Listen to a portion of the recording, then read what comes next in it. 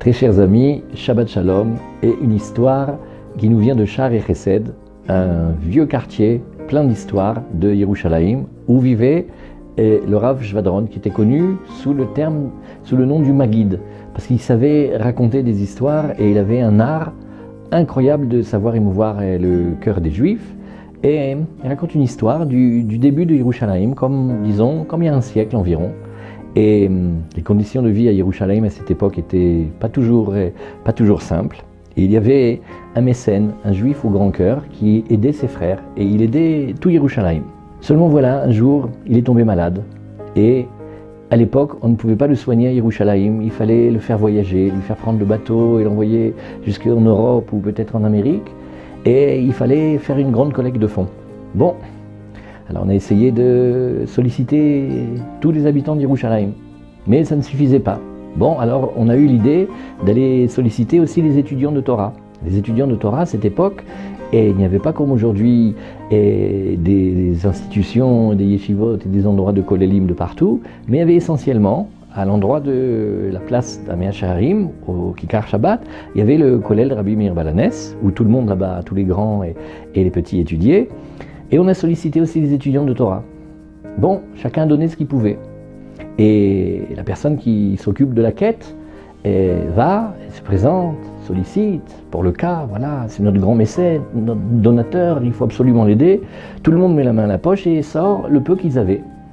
Mais voilà, il arrive chez un avraire. Et l'avraire, il dit, je suis vraiment désolé, j'ai pas, je peux même pas te donner une pièce. Bon, eh bien, Shami Azor, ce qu'on fait, c'est bien. Et voici que la personne qui est chargée de la collecte commence à sortir, fait quelques pas dans la rue, et cet avraire qui avait dit « j'ai pas », vient et lui dit « voilà, si tu attends demain, je te fournirai cette somme », qui était une somme, mais astronomique pour l'époque, comme s'il allait payer une partie de toute l'opération. Alors le collecteur lui demande, il fait « mais il y a quelques minutes, il y a quelques instants, je t'ai demandé, tu n'avais pas une pièce ». Il fait « oui, mais c'est marqué dans la loi que quand on donne le maaser, quand on va donner la dîme sur l'argent qu'on reçoit, on a le droit de supputer et d'espérer ce qu'on va recevoir et de commencer à donner par rapport à cette somme-là. Alors j'ai fait un calcul et voilà, je pourrais avoir cette somme-là. Bon, et effectivement, quelques temps plus tard, il est venu, il a porté cette somme. Et cette somme, elle a aidé à pouvoir organiser le sauvetage de ce grand mécène. Bon, mais comment avait-il fait? Comment est-ce que quelqu'un qui n'a pas un centime en poche, comment il peut aller trouver une somme importante? Alors il a fait un calcul. Et il a dit voilà, on peut faire et on doit faire le Shabbat, le Kiddush. Et quand on doit faire le Kiddush, on achète du vin. À l'époque, le vin, et même le jus de raisin, c'était pas facile à avoir et ça coûtait relativement cher.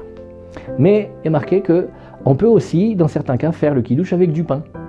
Alors je calcule la différence qu'il y a sur un repas de Shabbat et deux repas de Shabbat, le Kiddush du soir et le Kiddush du matin, et je décide de faire le Kiddush sur du pain au lieu de faire sur le vin. Et chaque Shabbat, ça me fait une somme. Maintenant, je calcule que Be'ezrat Hashem, Hashem va me donner tant d'années de vie. Voilà, il calcule une certaine somme, et il a été faire un emprunt. Et il a emprunté cette somme, et cette somme-là, il est venu la porter pour sauver le donateur, le mécène. Ça, c'est la première partie de l'histoire.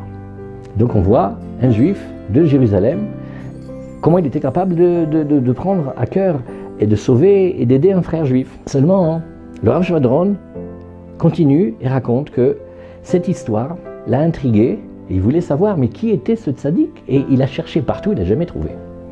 Et une fois, alors qu'il était déjà bien âgé et qu'il racontait cette histoire pour la énième fois, à la fin du cours, comme peut-être 50 ans après, quelqu'un vient le voir à la fin du cours et fait « Vous savez, j'ai une idée, il faut que je vous raconte quelque chose. Nous avons dans notre immeuble, dans le quartier où nous habitons, un vieux juif qui est un érudit, mais un vrai grand Talmid Chacham, et on voit bien, il fait tout à la lettre très scrupuleusement, mais bon, on a quand même une question sur lui, c'est quand même très étonnant, vous savez, on ne le voit jamais faire le Kiddush sur du vin, il fait toujours Kiddush sur du pain, mais c'est pas normal, pourquoi est-ce qu'il fait ça? Et ils ont regardé, et ils ont cherché, et effectivement, ils ont trouvé ce juif des années et des années après. Voilà comment son effort avait été et accompli et comment il avait réussi en pensant calculer un travail d'apothicaire et de comptable, de vérifier qu'est-ce que je peux économiser chaque Shabbat. Je multiplie ça par le nombre de Shabbats de l'année et je calcule à l'avance. Il y aura des années qui auront 52 Shabbats, mais il y aura des années qui auront 56 Shabbats parce que parfois on va avoir un mois en plus. Et il calcule. Et à l'époque, il emprunte la somme qu'il a remboursée petit à petit, oui, pour pouvoir aider un juif. Et le Rav Shvadron nous racontait cela pour nous dire voilà ce que c'était, et Bezrat Hashem, ce qu'on pourra continuer à être, voilà ce que c'était les Juifs de Yerushalayim quand ils décidaient de s'occuper d'un de leurs frères juifs. Shabbat Shalom à tous.